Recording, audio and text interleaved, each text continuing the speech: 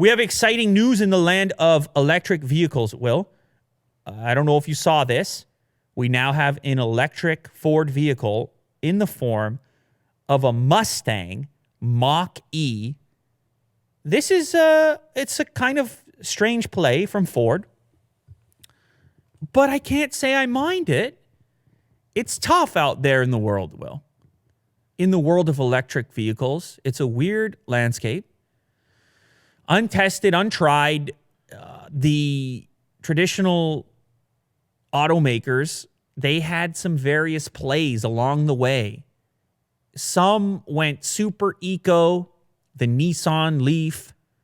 There was supposedly, what's the little one? Was there an electric Fiesta or Fusion or something that Ford had done in the past? There seemed to be this gap. Teslas were cool. And then the other electric vehicles, it was all environmental and utility, and that's it. And it just wasn't as fun. And now it seems like Ford is going more the Tesla direction. They say, hey, let's put the Mustang badge on it because that's the most fun we have. We put the horse on it. That's fast. Mustangs are fun. There's a history there. Speed. And all of a sudden, now you're playing in a similar space as Tesla. And it seems to have worked fairly well for Tesla because people get to enter the electronic vehicle age, the battery powered vehicle age, without feeling like they're giving up some of the fun part of cars or speed or sportiness. What do you think about the actual model? It's weird looking. Don't you think that they would actually have like a Mustang body instead and just make it EV? So here's the thing, Will. Here's what I think. In North American automotive, they almost completely got out of sedans, cars. Because they saw the sales figures on the SUVs go up, particularly the crossover type of things. What is it? Right. It's got a big trunk. People increasingly, especially in climates like ours, Will, you get to slush whatever you got going on outside there. People, they want a vehicle. They want to feel like it's a utility vehicle. And so Ford's probably sitting there saying, how can we do a utility vehicle that also feels fast, that also feels cool? Because presumably it's going to be expensive. You can spec it to $60,000, $70,000. It's probably going to be the only car that a person has. It's not going to be a second or third type of vehicle. So make it do everything. If you think about it, the Model S is a hatchback. Yes. The Model X is kind of an SUV like this. So maybe they just look around, they say, Tesla's had some success with these formats. But I agree with you. It is weird then to put the Mustang badge on it because what is the connection? But it's a cool badge. It's a cool name.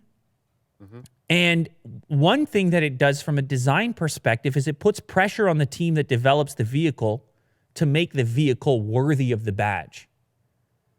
And for them to say, hey, if we're going to call it a Mustang, any type of Mustang, now performance matters to us.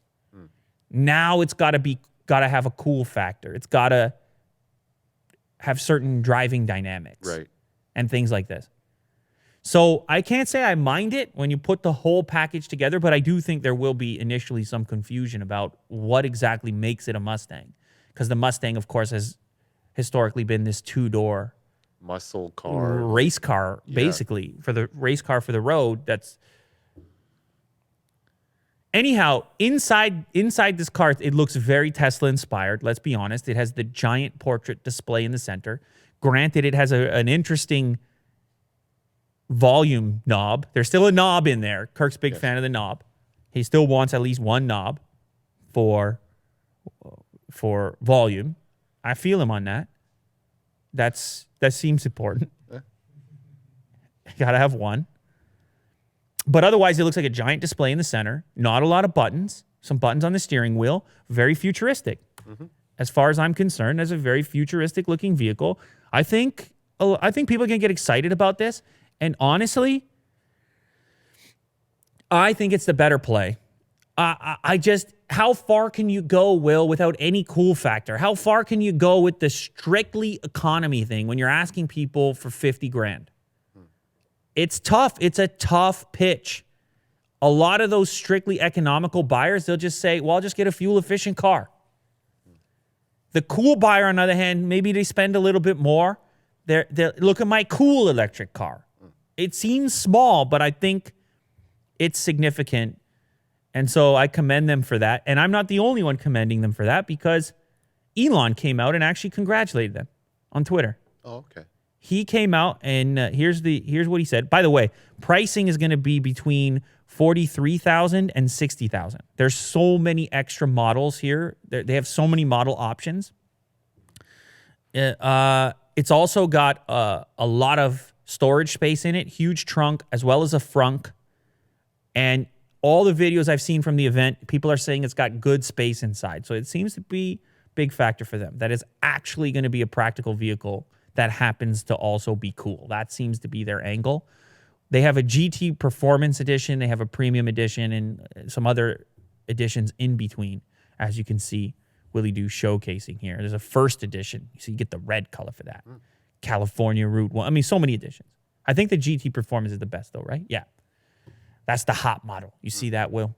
You got to show people what's happening. I like the grill. You see that? It's futuristic. You get the futuristic. Nice. So here's what Elon Musk had to say. Congratulations on the Mach-E ! Sustainable/electric cars are the future.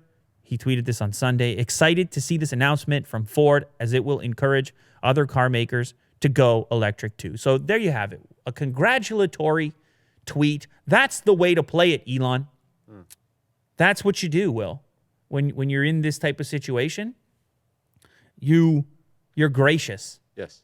You showcase graciousness, and people say, "Oh, wow, he's a cool guy." Yeah, not bad.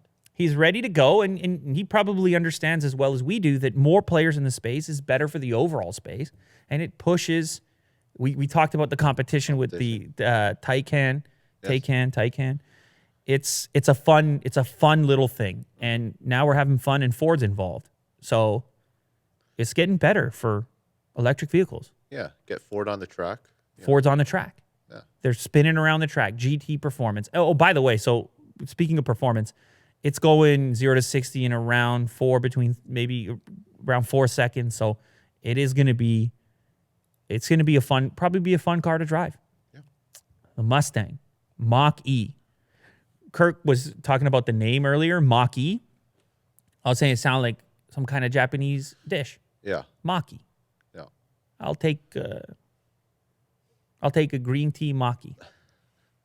You see what I mean? But you're supposed to slow it down and say Mach-E. Targeting 0 to 60 in mid 3-second range. Okay, that's for the GT version of it. So that one's going to be even faster. Exciting times. Targeted range of 300 miles. Exciting times. Very cool.